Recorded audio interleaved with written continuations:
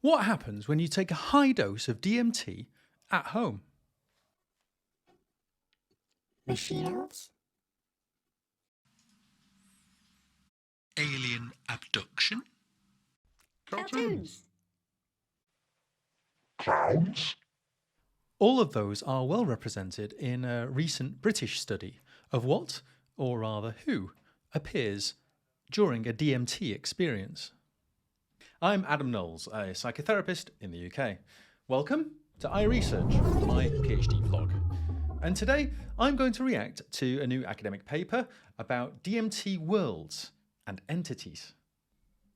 Researchers Pascal Michael and David Luke at the University of Greenwich interviewed 36 people in their homes immediately after those people took a high dose of DMT sourced by the participant. From within the overall results, this paper reports on only the themes of other beings and other worlds.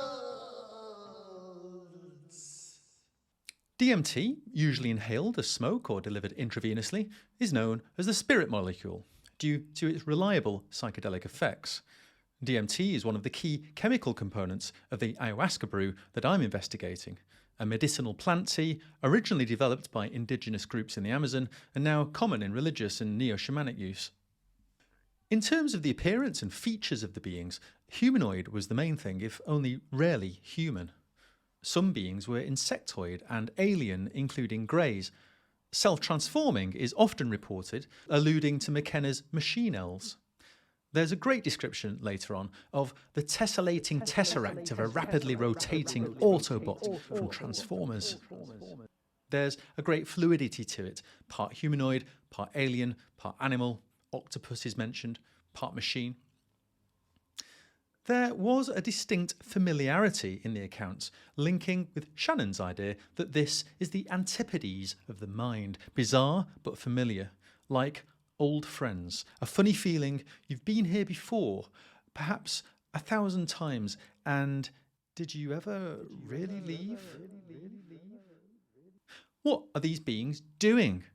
There's a report. A lot of very strange clowns, mechanical entities, very cartoonistic, and again trying to show me something. It was like a toy, continuously moving and changing shapes and colours. They would push them in my face and I could see every detail. This is great because it captures the nature-machine dynamic, the cartoon aesthetic that is distinctive, I think, to DMT and these otherly beings helping, but in a difficult sort of way, a little forceful, a little non-consensual, showing things in disgusting detail. Helping is the biggest category. Good is twice as popular as the bad of manipulating and controlling. Most often, the beings are charming and inviting. They offer insights both personal. Oh, you should totally dump his ex-girlfriend.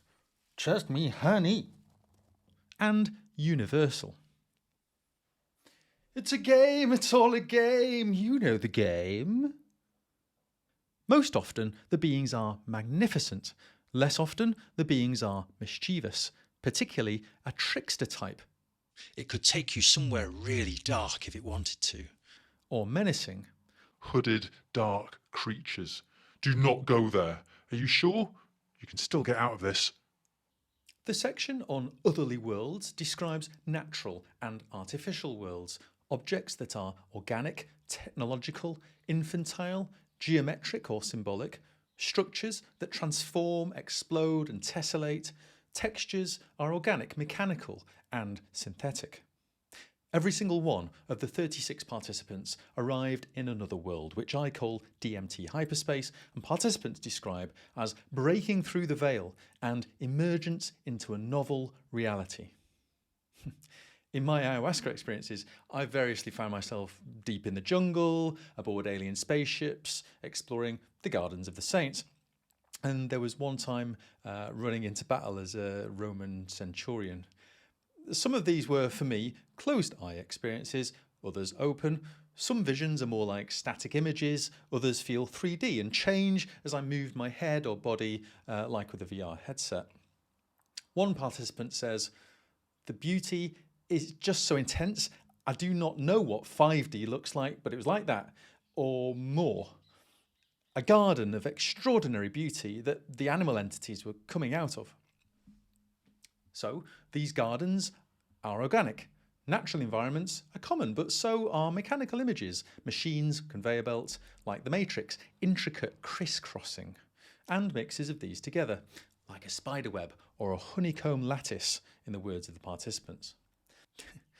On my first night at an ayahuasca retreat in Costa Rica, I took a big dose and visited a place I call the terrifying kaleidoscopic circus of the criminally absurd.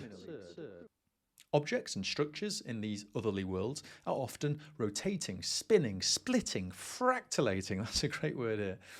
Textures could be organic, like wood, mechanical and metallic, or become cartoony or animated.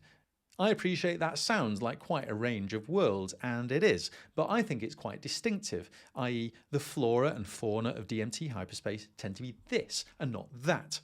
The this is a natural mechanical mix, like humans in the Matrix or alien bodies assimilated by the Borg.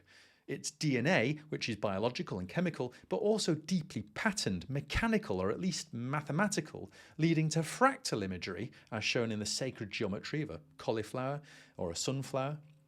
And under DMT, participants see the micro and macroscopic at the same time, see the connection, perhaps in religious terms, as above, so below.